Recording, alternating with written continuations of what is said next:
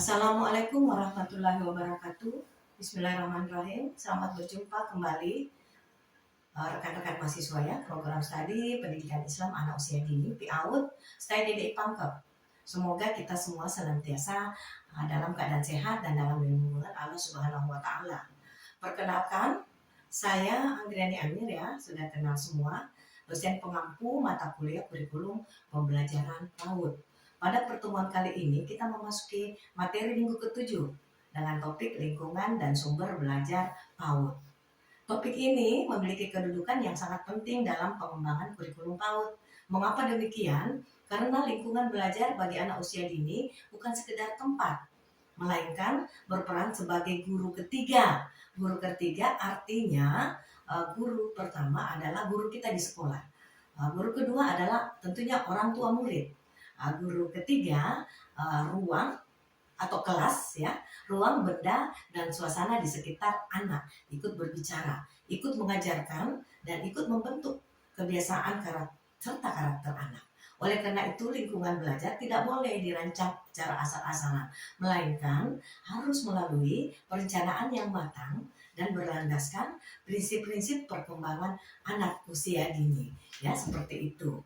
Baik, sekarang kita akan membahas bagaimana sebenarnya tujuan pembelajaran dari lingkungan belajar PAUD itu.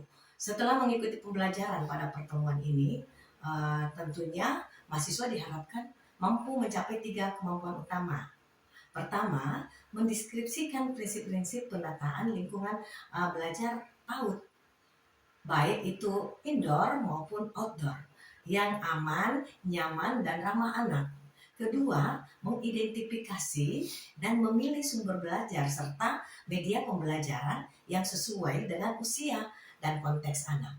Yang ketiga, mengintegrasikan nilai-nilai Islam ke dalam desain lingkungan belajar sebagai wujud penerapan modernisasi beragama dalam pendidikan anak usia dini. Dan yang ketiga adalah ketiga kemampuan ini sejalan dengan capaian pembelajaran mata kuliah, yaitu mampu merancang komponen kurikulum PAUD yang inovatif dan kontekstual dengan mengintegrasikan pendekatan STEM. Ada yang bisa memberikan Bunda bagaimana apa sebenarnya itu STEM? Ya.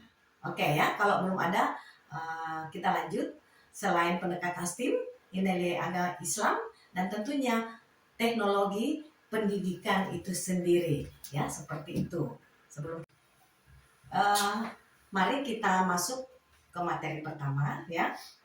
Kita akan membahas materi pertama yaitu desain lingkungan belajar indoor dan outdoor. Jadi secara umum terdapat 4 prinsip utama dalam mendesain lingkungan belajar PAUD itu. Prinsip pertama adalah untuk keamanan. Ya, seluruh ruang, perabot, dan alat permainan harus bebas dari sudut tajam, bahan beracun, serta risiko kecelakaan baik di dalam maupun di luar ruangan. Saya kasih contoh, misalnya perabot atau alat permainan itu yang harus bebas. Misalnya kalau kita melihat anak-anak bermain luncuran. Bermain luncuran itu kan biasanya sudah terkelupas besinya, itu biasa bahaya, rawan, tidak aman, apalagi bisa merobek pantat dari anak-anak kita pada saat mereka bermain. Prinsip kedua ya, prinsip kedua adalah kenyamanan, pencahayaan yang cukup. Jadi ruangan itu tidak boleh gelap ya, harus cukup pencahayaannya, sirkulasi udara juga baik, serta suhu ruangan yang sesuai ya, akan membuat anak merasa betah dan dapat berkonsentrasi dengan baik. Prinsip yang ketiga adalah stimulatif. Lingkungan harus dirancang agar mendorong anak aktif bereksplorasi, bukan hanya duduk dan mendengarkan. Warna, tekstur, dan penataan benda itu menjadi bagian dari rangsangan belajar. Prinsip keempat ya adalah kesesuaian dengan tahap perkembangan atau developmentally appropriate practice.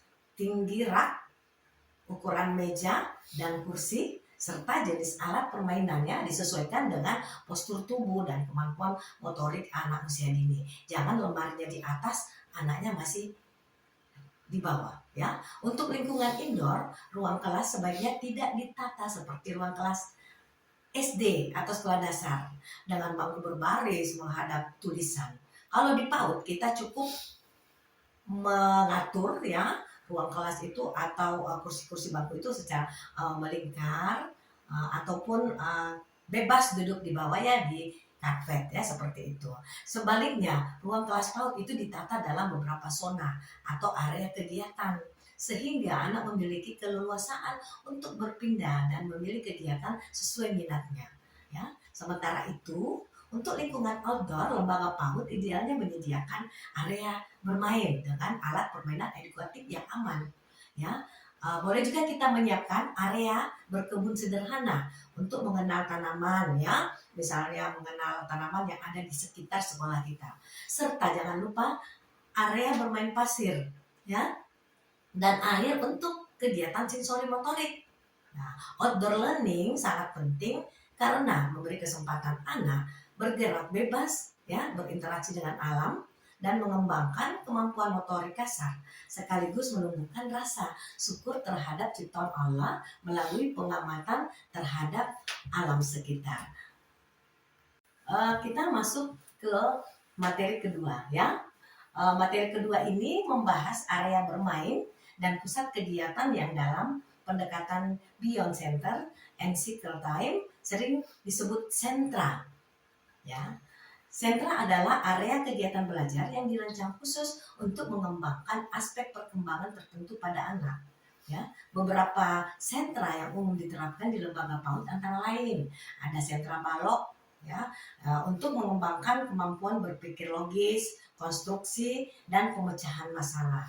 Ada sentra seni dan kreativitas untuk mengembangkan ekspresi diri dan motorik halus melalui kegiatan menggambar, mewarnai dan membentuk ya. Sentra bermain peran juga ada. Sentra bermain peran untuk mengembangkan kemampuan sosial bahasa dan imajinasi serta ada lagi sentra persiapan ya. Sentra persiapan ini untuk mengenalkan konsep dasar membaca, menulis dan berhitung. Permulaannya melalui kegiatan yang menyenangkan. Kemudian ada juga yang sentra ibadah atau impact ya, yang secara khusus dikembangkan di lembaga PAUD yang berbasis Islam untuk mengenalkan praktik ibadah sederhana. Ada hafalan doa harian, surah-surah pendek, nah kisah-kisah teladan para nabi dan rasul. Dalam pengelolaan sentra ini terdapat beberapa hal yang perlu diperhatikan oleh guru. Pertama, sentra harus memiliki alat dan bahan yang memadai sejumlah anak yang akan menggunakannya. Kedua, guru perlu melakukan rotasi sehingga dalam periode tertentu, misalnya 1 minggu, setiap anak memperoleh kesempatan bermain di semua sentra secara bergiliran ya. Ketiga, setiap sentra guru memberikan 3 jenis pijakan. Jangan lupa, yaitu pijakan sebelum bermain untuk menyampaikan aturan dan tujuan kegiatannya. Pijakan selama bermain untuk memberikan dukungan dan pertanyaan terbuka kepada anak. Serta pijakan setelah bermain untuk mengajak anak menceritakan kembali pengalamannya. Jadi melalui pijakan ini, kegiatan bermain tetap terarah dan pada tujuan pembelajaran yang telah dirumuskan. Jadi jangan lupa ya. Kita masuk ke materi ketiga. Materi ketiga membahas sumber belajar dan media pembelajaran kontemporer. Ya. Jadi sumber belajar untuk anak usia ini, untuk usia dini itu sangat luas, ya, tidak terbatas pada buku. Sumber belajar dapat berasal dari manusia, seperti guru, orang tua, dan tokoh masyarakat sekitarnya.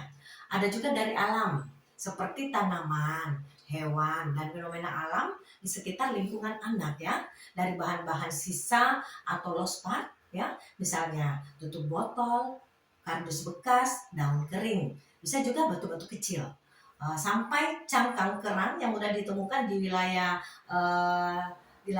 kabupaten kita, wilayah pesisir yang tinggal di kepulauan, serta dari media cetak dan digital. Untuk media pembelajaran kontemporer, terdapat beberapa kriteria yang perlu dipenuhi. Ya, media harus aman digunakan anak. Ya, tidak mengandung bahan beracun dan bagian kecil yang berisiko tertelan. Media harus edukatif, memiliki nilai pembelajaran yang jelas, bukan sekedar hiburan. Media sebaiknya bersifat multifungsi, dapat digunakan untuk berbagai kegiatan ya, dan dieksplorasi dengan banyak cara sesuai prinsip LOSPAR. Dan media sebaiknya kontekstual ya, memanfaatkan bahan-bahan lokal yang mudah ditemukan di lingkungan sekitar anak sehingga sekaligus mengenalkan kearifan lokal kepada anak ya, seperti itu. Setelah selesai tadi materi ketiga, kita masuk ke materi keempat, yaitu membahas lingkungan digital dan penggunaan gadget secara bijak. Di era sekarang, anak usia dini tidak bisa dilepaskan dari keberadaan teknologi digital. Ya, namun penggunaannya pada anak usia dini harus memperhatikan beberapa prinsip. Pertama, prinsip keterbatasan durasi, di mana paparan layar pada anak usia dini ini dibatasi, ya, dan tidak menggantikan waktu bermain aktif serta interaksi sosialnya. Kedua, prinsip pendampingan. Artinya, penggunaan gadget sebaiknya selalu didampingi oleh guru atau orang tua, ya, bukan dibiarkan bermain sendiri. Ketiga, prinsip kesesuaian konten, di mana konten digital yang digunakan harus edukatif, sesuai usia dan bebas dari unsur kekerasan maupun konten yang tidak pantas. Di sisi lain, teknologi digital juga dimanfaatkan secara positif, misalnya melalui aplikasi pembelajaran interaktif, ada video edukasi, atau media pembelajaran berbasis augmented reality yang dapat memperkaya pengalaman belajar anak. Jadi kuncinya adalah bagaimana guru dan orang tua membimbing anak menjadi pengguna teknologi yang bijak sejak usia dini, atau yang sering disebut sebagai digital citizenship. Ya, jadi seperti itu. Setelah kita melihat tadi materi keempat, ya, sekarang kita akan masuk ke materi 5, sekaligus materi terakhir ya, yang membahas lingkungan belajar berbasis nilai Islam. Jadi sebagai lembaga PAUD yang berlandaskan nilai-nilai Islam, integrasi nilai keislaman dalam lingkungan belajar itu dapat dilakukan dalam berbagai bentuk. Nah, dari sisi fisik dulu kita melihatnya, lembaga dapat menghadirkan elemen-elemen seperti kaligrafi, ya, ayat-ayat pendek, gambar-gambar tempat ibadah, pojok baca yang menyediakan buku-buku kisah Nabi dan Rasul, serta sudut atau musala mini ya untuk praktek ibadah. Ya, praktek ibadahnya itu yang sederhana saja, seperti wudhu, untuk wudhu dan untuk sholat. Dari sisi praktik pembelajarannya, nilai-nilai Islam dapat diintegrasikan melalui pembiasaan harian, seperti mengucapkan salam, berdoa sebelum dan sesudah kegiatan, serta penerapan adab makan dan adab terhadap teman dan guru. Yang tidak kalah penting adalah penataan lingkungan belajar ini harus tetap memperhatikan prinsip moderasi beragama ya, atau wasatiyah. Ya. Lingkungan belajar itu dirancang inklusif dan ramah bagi seluruh anak, menghargai keberagaman serta tidak bersifat eksklusif atau diskriminatif. Ya, sembari tetap menguatkan identitas dan penilaian keislaman sebagai landasan utama pendidikan. Ya, seperti itu. Baik, tadi sudah kita lihat paparan untuk materi kelima, materi terakhir.